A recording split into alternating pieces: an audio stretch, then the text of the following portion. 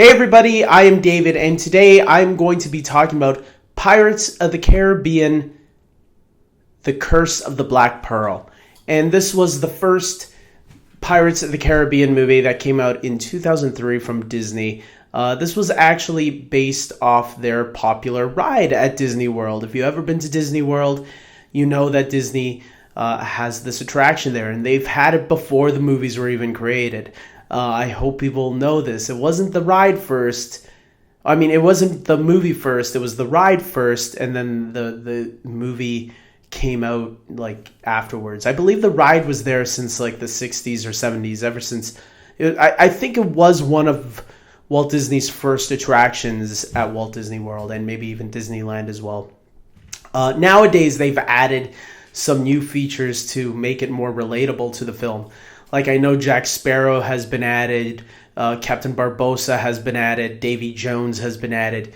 So it's a little bit more modern nowadays. But yeah, the ride started it all.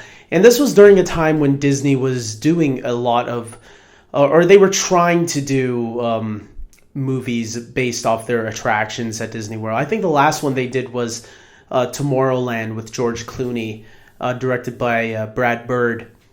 But they had the bear one too. I forgot what the bears movie was called, but there was an attraction where they had these bears, talking bears, and they made a movie out of that as well. I never saw it, but I heard it was really bad. And they did one for the Haunted Mansion also.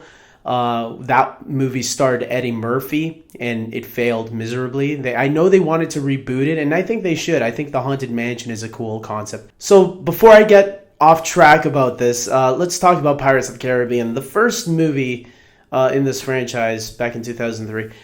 This was... I remember being really interested in it when it came out. I really liked the trailers, what I saw. I know some people were iffy at the time about it, like, come on, pirates. Because there weren't a lot of there were no pirate movies at all by that point in time. I think the last pirate movie was like in the 60s. Or maybe 70, I believe it was the 60s. Like they had like Treasure Island and 20,000 Leagues Under the Sea, or, you know, movies like that.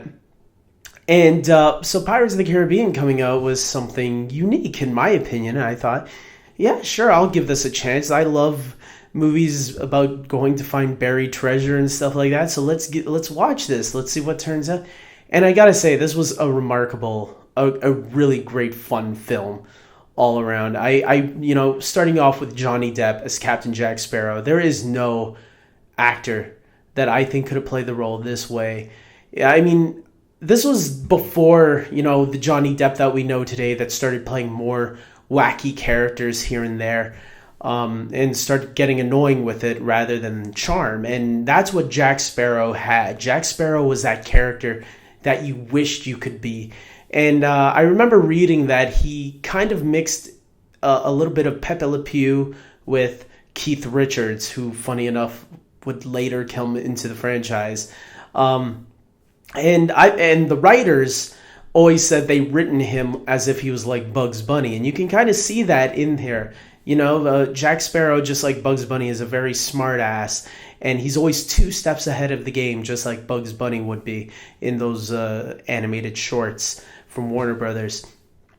And Johnny Depp obviously has a lot of charm as this character, and you can always tell, like, he is always 2 steps ahead of the game, and that's what's fun about this character. It's like, what is this guy thinking? Because he's thinking of something, and it's how his plan is unfolded as the movie goes on. That's what makes it a lot of fun to discover, I think, with his character and his past. What happened to him? How did he get to where he is? And that's what I think Johnny Depp really accomplished at that. And plus, he's really funny too. And who doesn't want it? I remember when this movie came out, everybody wanted to be Jack Sparrow. And even I wanted to be Jack Sparrow. I even tried acting like him, which I think I did some horrible impressions. But yeah, what a great character. And then you also have Orlando Bloom and Keira Knightley as Will Turner and Elizabeth Swann. And these two have such great chemistry together. Orlando Bloom was coming right off of Troy, and the Lord of the Rings trilogy as Legolas. And Keira Knightley was the newcomer because she was my huge crush during this time. I'm telling you, this is when she became my. I had a huge crush on Keira Knightley.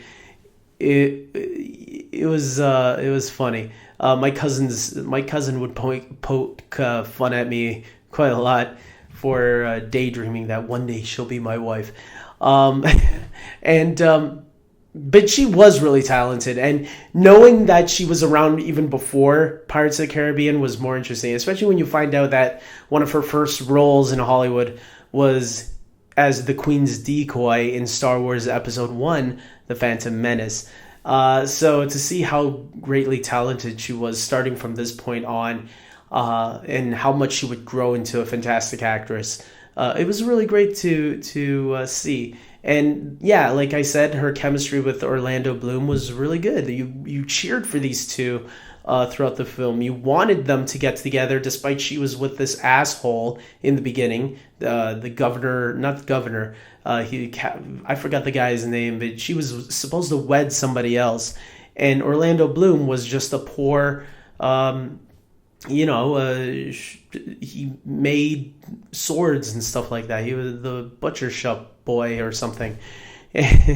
And by the end of it, you get what you want. You cheer for them and they eventually get together, which is what you want from this type of movie. If you didn't see the movie already, I apologize for spoiling that they get together at the end. But if you had to have guessed that would happen anyways. A lot of the other supporting characters are fine and dandy. Jeffrey Rush as Barbossa is a great villain. Even the Pirates of the Caribbean movies afterwards, the villains are always measured to Barbossa because of how great Jeffrey Rush plays this character as a sinister but yet scary villain at the same time. He's also 2 steps ahead of the game. And sometimes you're even wondering, okay, who's the smarter one of the two? Barbossa or Jack? Obviously, it's going to be Jack, but Barbossa puts up a really good challenge for Jack to go up against, and I think it's fun seeing Jeffrey Rush play that.